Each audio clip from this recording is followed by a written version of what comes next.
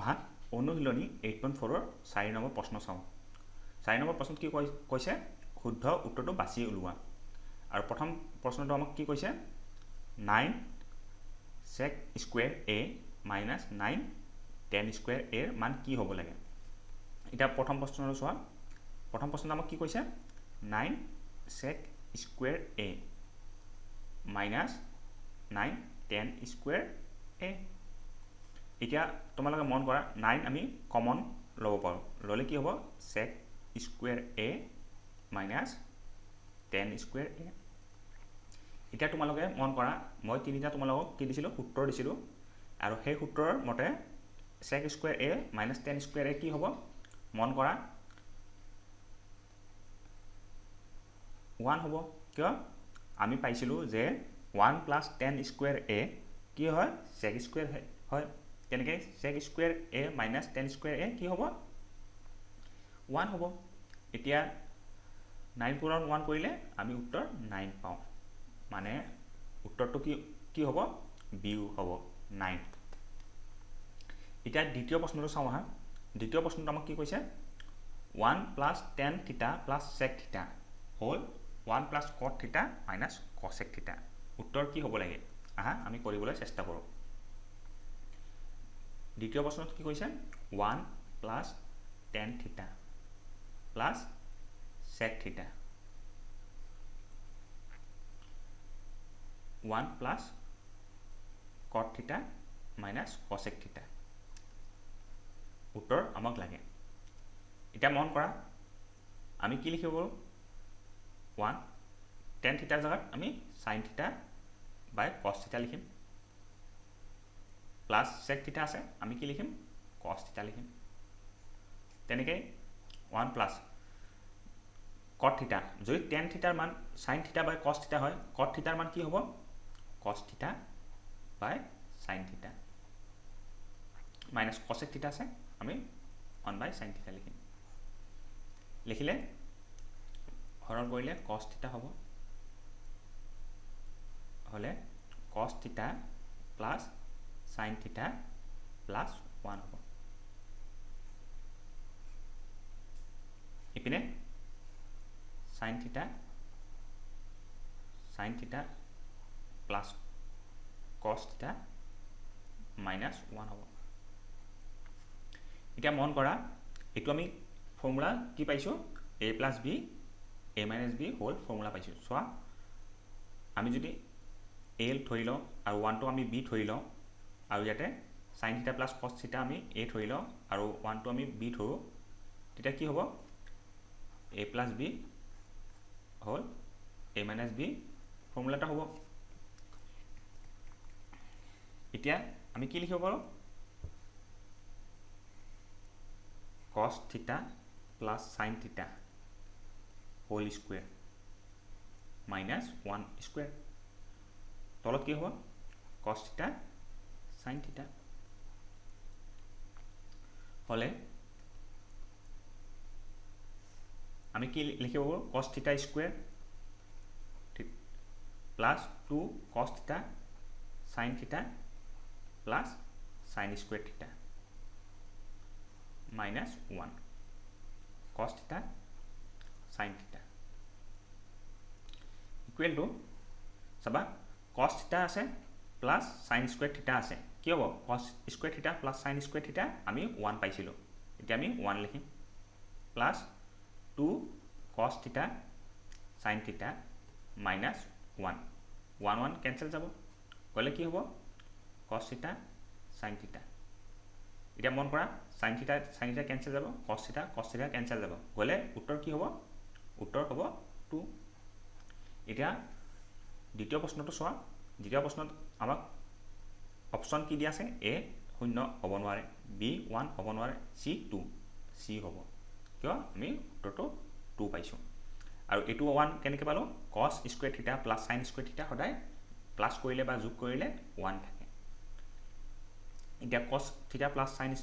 theta আমি whole square কৰিলে বা a plus b whole square ফৰ্মুলাটোৰে আমি cos square theta 2 cos theta sin theta plus sin square theta পাইছো লিখিলোৱা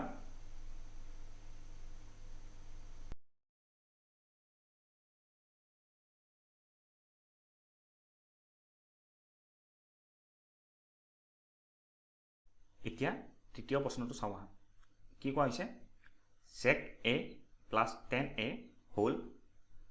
1 minus sin theta whole এতিয়া আমি 3 নম্বৰ প্ৰশ্নটো কৰিম sec a দিয়া আছে plus tan a দিয়া আছে whole 1 minus sin a এতিয়া sec a আমি কি লিখিব পাৰোঁ 1 by cos a লিখিব পাৰোঁ তেনেকৈ প্লাছ tan a আমি কি লিখিম sin a by cos a whole 1 minus sin a আছে এতিয়া আমি সৰল কৰিলে কি হ'ব 1 plus sin a লিখিব পাৰোঁ by cos a লিখিব পাৰোঁ whole 1 minus sin a এতিয়া দেখিবা আমি a plus b a minus b whole ফৰ্মুলাটো পালোঁ মানে 1 square minus sin square a পাইছোঁ 1 টো যদি আমি a ধৰি লওঁ আৰু sin a আমি b ধৰি লওঁ কি হ'ব a plus b a minus b ফৰ্মুলাটো হ'ব by cos a হ'ব এতিয়া 1 minus sin square a কি হ'ব আমি আগতে জানো cos square a হ'ব কিয় sin square a plus cos square a equal to 1 আছিলে এতিয়া cos square a equal to 1 minus sin square a লিখিব পাৰোঁ মানে 1 minus sin square a আমি cos square a পাওঁ গ'লে cos square a by cos a যদি আমি ডিভাইড বা হৰণ কৰোঁ তেতিয়া আমি কি পাম cos a পাম এতিয়া 3 নম্বৰ প্ৰশ্নৰ উত্তৰ কি দিয়া আছে sec a হ'ব নোৱাৰে b sin a হ'ব নোৱাৰে c cosec a হ'ব নোৱাৰে d আমি উত্তৰত কি পাইছোঁ cos a পাইছোঁ মানে তোমালোকৰ উত্তৰটো d অপশ্যনটো হ'ব এতিয়া আহা আমি 4 নম্বৰ প্ৰশ্নটো চাওঁ কি দিয়া আছে 1 plus tan square a plus 1 plus cot square a এতিয়া তোমালোকে যদি সূত্ৰকেইটা চোৱা তেতিয়া দেখিবা যে 1 plus tan square a আমি কি পাইছিলোঁ sec square a পাইছিলোঁ আৰু 1 plus cot square a আমি cosec square a পাইছিলোঁ তোমালোকে সূত্ৰটো চাই লোৱা এতিয়া আমি sec square কি লিখিব পাৰোঁ 1 by cos square a লিখিব পাৰোঁ ডিভাইড cosec square আমি কি লিখিব পাৰোঁ 1 by sin square a লিখিব পাৰোঁ লিখিলে আমি কি হ'ব sin square a by cos square a হ'ব হ'লে কি হ'ব sin a by cos a কি হ'ব tan square a হ'ব এতিয়া 4 নম্বৰ প্ৰশ্নটো চোৱা আমাক প্ৰথম অপশ্যন কি দিয়া আছে sec square a হ'ব নোৱাৰে b -1 দিয়া আছে হ'ব নোৱাৰে c cot square a দিয়া আছে হ'ব নোৱাৰে d কি হ'ব উত্তৰটো কি দিয়া আছে tan square a মানে d অপশ্যনটো হ'ব লিখি লোৱা সদায় এনেকুৱা প্ৰশ্ন দিলে সদায় tan থাকিলে sin a by cos a লিখিবা cot থাকিলে cos a by sin a লিখিবা বা সূত্ৰত পৰি যায় সূত্ৰৰ মতে তোমালোকে উত্তৰটো লিখি দিবা এনেকৈ তোমালোকে প্ৰশ্নকেইটা কৰিবলৈ চেষ্টা কৰিবা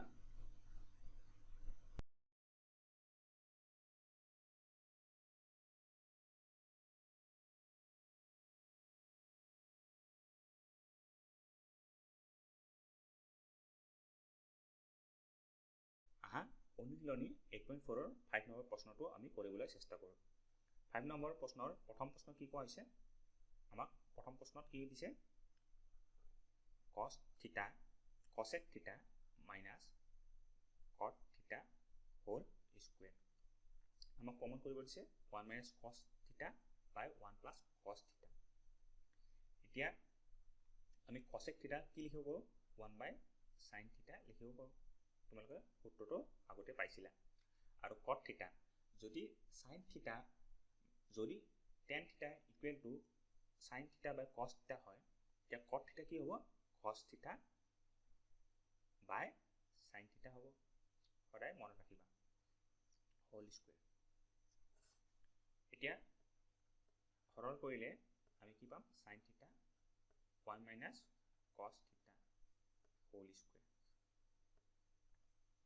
কৰিলে কি হ'ব 1 minus cos theta whole square by sin square theta হ'ব এতিয়া sin square theta আমি কি লিখিব পাৰো আমি আগতে পাইছিলো 1 minus cos square theta লিখিব পাৰো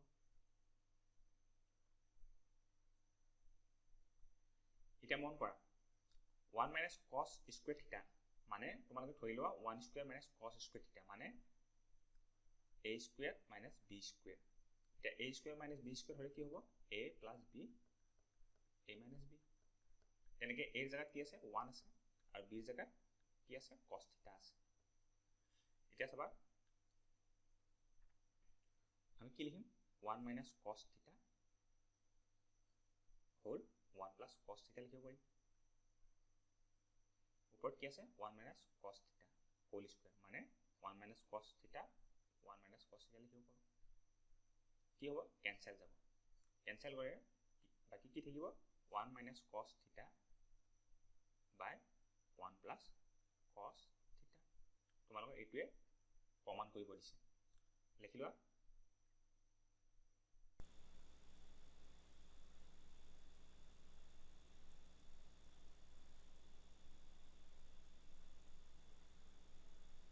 এতিয়া আমি দ্বিতীয় প্ৰশ্নটো চাওঁ দ্বিতীয় প্ৰশ্নত কি কোৱা হৈছে